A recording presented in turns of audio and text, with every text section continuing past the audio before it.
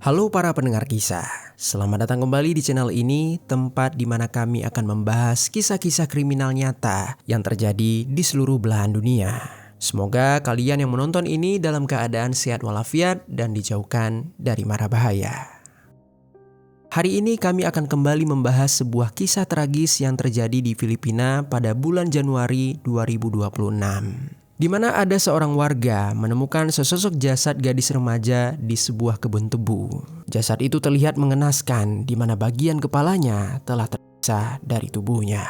Setelah pencarian pelaku berhasil dilakukan, ternyata pelaku adalah seorang mantan narapidana yang pernah mengeksekusi buah hatinya sendiri. Kabar ini seketika membuat masyarakat di sana sangat kecewa dan merasa geram terhadap pihak berwajib, yaitu kepolisian, yang mana diketahui setelah membebaskan pelaku, mereka tidak melakukan pengawasan ketat terhadap aktivitas yang dilakukan oleh pelaku, sehingga terjadilah tragedi ini.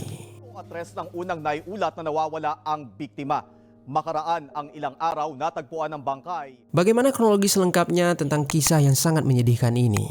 Jadi beginilah kisah di baliknya. Di Valencia City, Bukidnon, Filipina, tinggallah seorang remaja bernama Jennifer Encarnacion yang berusia 15 tahun. Di rumahnya yang sederhana, dia tinggal bersama ibu dan juga kelima kakaknya. Ibunya bernama Dina. Meski kedua orang tua kandung Jennifer telah berpisah dan sang ibu memilih menikah lagi, suasana rumah mereka tetap hangat dan saling mendukung satu sama lain. Seolah keadaan itu tak benar-benar memecahkan kebersamaan keluarga.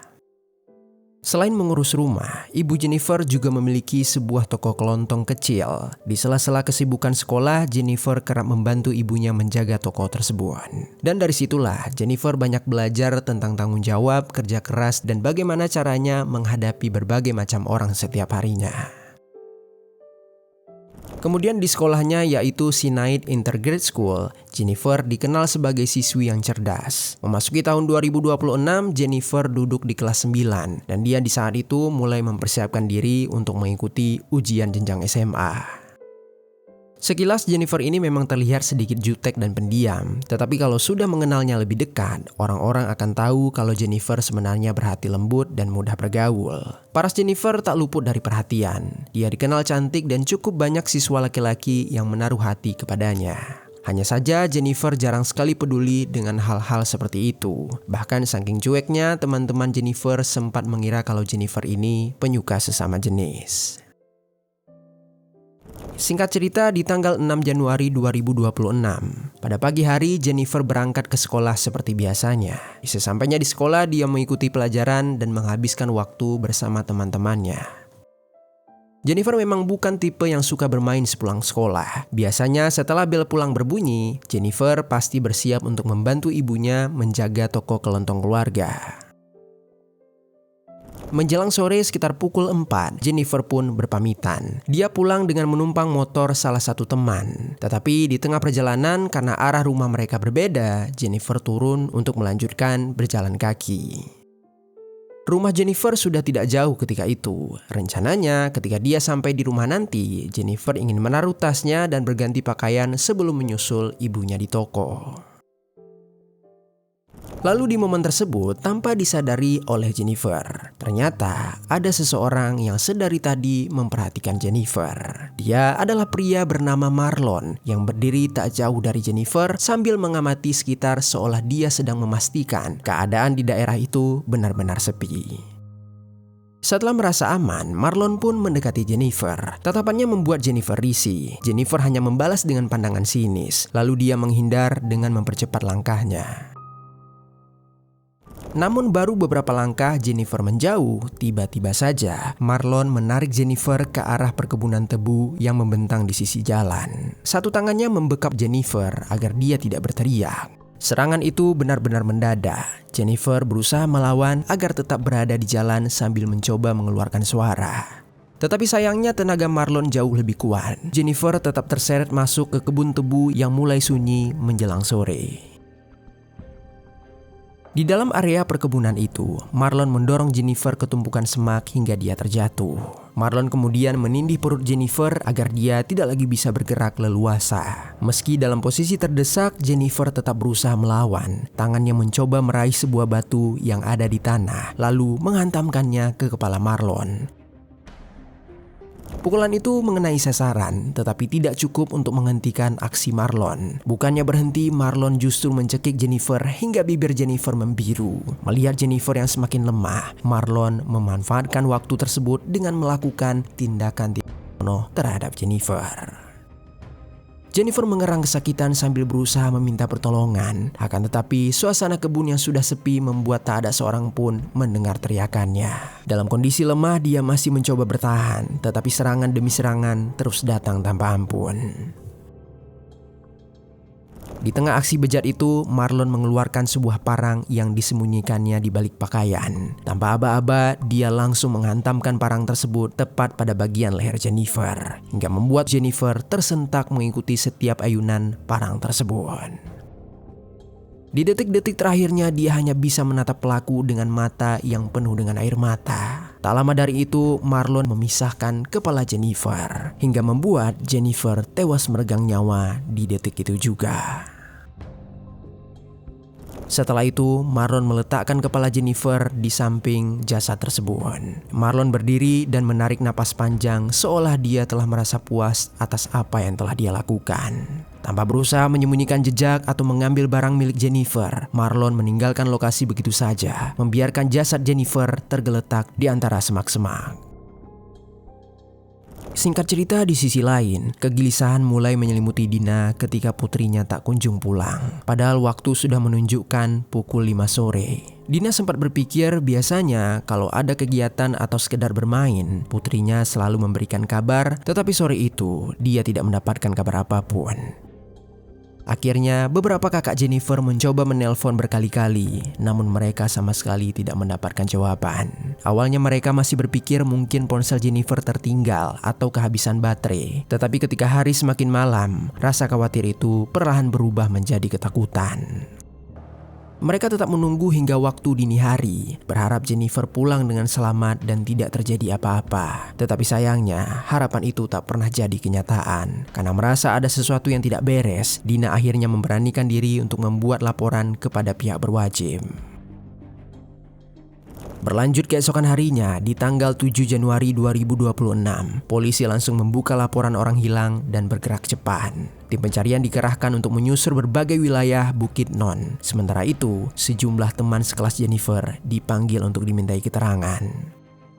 Dari salah satu temannya, diketahui kalau Jennifer sempat pulang sekitar pukul 4 sore bersama salah satu teman sekolah. Namun di tengah perjalanan mereka berpisah karena arah rumah mereka berbeda. Polisi memeriksa keterangan itu satu persatu. Setelah diperiksa, tak ditemukan kejanggalan ataupun bukti yang mengarah pada keterlibatan teman-temannya. Lalu di saat yang bersamaan, kakak Jennifer mengunggah kabar kehilangan itu ke media Facebook. Postingan tersebut cepat menyebar, membuat warga sekitar ikut turun tangan untuk membantu pencarian ke arah jalanan, kebun, hingga sudut-sudut desa di pesisir.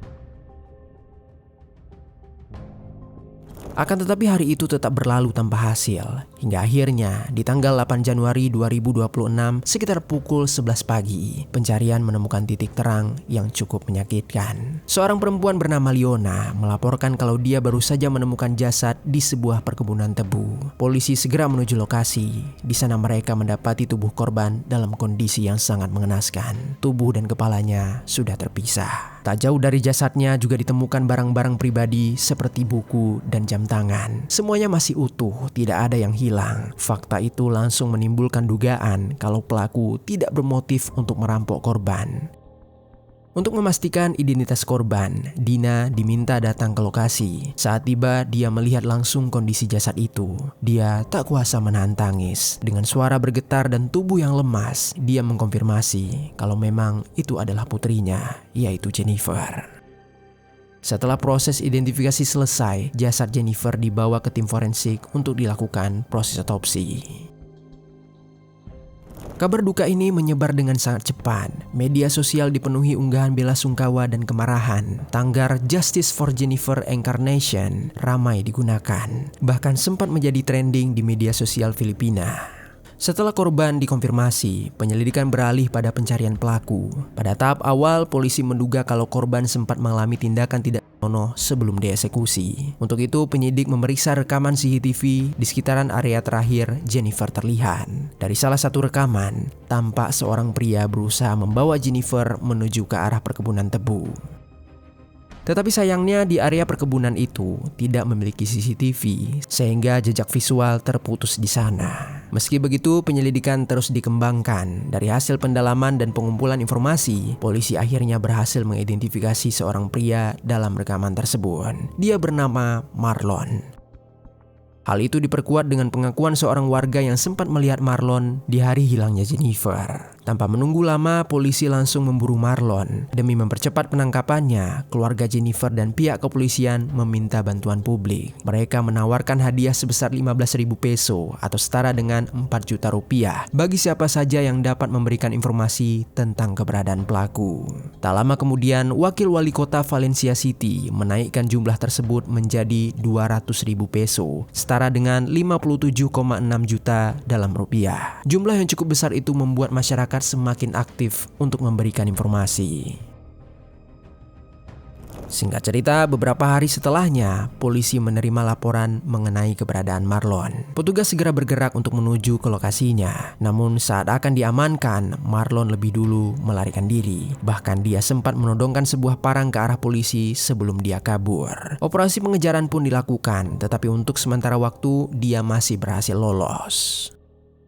Hingga akhirnya di tanggal 10 Januari 2026, situasi berubah. Seorang kepala suku di suatu wilayah berhasil menangkap Marlon dan menyerahkannya ke kantor polisi. Dia mengaku kalau dirinya dan beberapa temannya yang lain mencari Marlon karena dia merasa khawatir warga yang lain akan menjadi target oleh Marlon. Polisi akhirnya berhasil mengamankan Marlon dan langsung melakukan interogasi terhadapnya. Saat diperiksa, polisi menemukan luka di kening Marlon yang diduga akibat perlawanan dari korban. Dalam interogasi awal, Marlon mengaku tidak mengenal Jennifer secara pribadi. Namun, dia mengaku sudah lama melihat korban dan mengincar korban di jalur yang biasa dia lewati saat pulang sekolah. Dia juga menyatakan kalau dirinya sempat melakukan tindakan tidak penuh terhadap korban. Meskipun di saat itu, tim forensik masih bekerja mendalami hasil otopsi untuk memastikan ada atau tidaknya unsur tindakan tersebut. Tetapi pengakuan pelaku membuat penyidik menduga bahwa motif kejahatan ini dilatar belakangi oleh dorongan nafsu. Setelah pengakuan tersebut, penyidik mulai memeriksa riwayat kehidupan serta pola perilaku Marlon untuk memahami apa yang sebenarnya mendorong dirinya melakukan tindakan sekeji itu.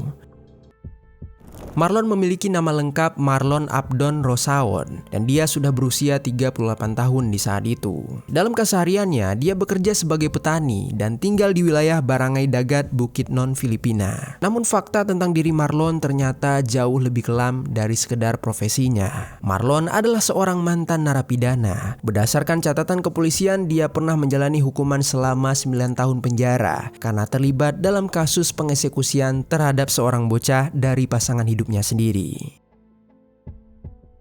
Lalu diketahui kalau Marlon baru bebas pada tahun 2025. Fakta tersebut tentunya sangat membuat publik semakin terkejut. Hasil penelusuran latar belakang juga mengungkapkan sisi lain dari kehidupan Marlon. Keluarga Marlon menyebutkan kalau dia memiliki riwayat penggunaan narkotika. Mereka juga mengatakan setelah dia keluar dari penjara, sikapnya kerap berubah menjadi agresif, terutama ketika dia tidak mendapatkan zat-zat tersebut. Di mata warga sekitar, Marlon dikenal sebagai pribadi yang tertutup dan jarang berinteraksi. Akibat perbuatannya tersebut, Marlon kemudian resmi didakwa atas pengeksekusian yang disertai tindakan tidak senonoh. Meski proses penyelidikan masih terus berjalan, dia telah terancam hukuman yang cukup berat, yaitu penjara 40 tahun hingga penjara seumur hidup. Dan selain itu, kondisi kejiwaannya juga sedang diselidiki. Jika nantinya terbukti kalau dia tidak dalam kondisi waras saat kejadian berlangsung, akan ada kemungkinan hukumannya bisa lebih ringan. Akhir kisah di tanggal 12 Januari 2026, Jennifer dimakamkan oleh keluarganya di kampung halaman di Valencia City, Bukidnon. Suasana duka menyelimuti proses pemakaman itu. Banyak warga datang untuk memberikan belasungkawa. Hal itu menjadi bukti kalau Jennifer ini adalah sosok yang begitu dicintai. Tangis keluarga pecah saat peti jenazahnya diturunkan ke liang lahan, diiringi dengan doa dan juga harapan agar keadilan benar-benar ditegakkan. Di tengah suasana haru itu, warga membawa poster dan mengenakan kaos bergambar wajah Jennifer dengan tulisan Justice for Jennifer. Mereka tidak hanya berduka, tetapi mereka juga marah serta kecewa. Banyak yang mempertanyakan bagaimana seorang mantan narapidana seperti Marlon bisa kembali bebas dan hidup di tengah masyarakat. Padahal riwayat kejahatannya di masa lalu tergolong cukup berat dan berisiko tinggi. Kekecewaan itu bahkan mengarah pada kritik terhadap pihak berwenang yang dianggap lalai dalam melakukan pengawasan setelah pelaku bebas. Kemudian di samping itu, kepergian Jennifer meninggalkan luka yang cukup mendalam, bukan hanya bagi keluarga, tetapi juga bagi seluruh teman-teman dekatnya. Jennifer bukan sekedar korban, melainkan kenyataan betapa rentannya para remaja terhadap ancaman di sekitaran mereka. Tragedi ini menjadi pengingat bahwa keamanan lingkungan adalah tanggung jawab bersama, dimulai dari keluarga, masyarakat, hingga aparat penegak hukum yang seharusnya saling berupaya untuk mencegah kejahatan serupa terulang. Dari kasus ini terlihat betapa pentingnya sistem pengawasan yang lebih ketat terhadap mantan narapidana dengan riwayat kejahatan yang sangat berat, dengan tujuan agar mereka benar-benar melalui proses rehabilitasi yang layak sebelum mereka dapat dikembalikan kepada masyarakat. Untuk itu semua, mari kita berdoa agar korban mendapatkan kedamaian di tempat selanjutnya, dan semoga tragedi ini menjadi titik refleksi bagi semua pihak agar kedepannya tidak ada lagi keluarga yang harus merasakan duka yang serupa. Sekian kisah hari ini, semoga ada pelajaran baik yang dapat kita ambil.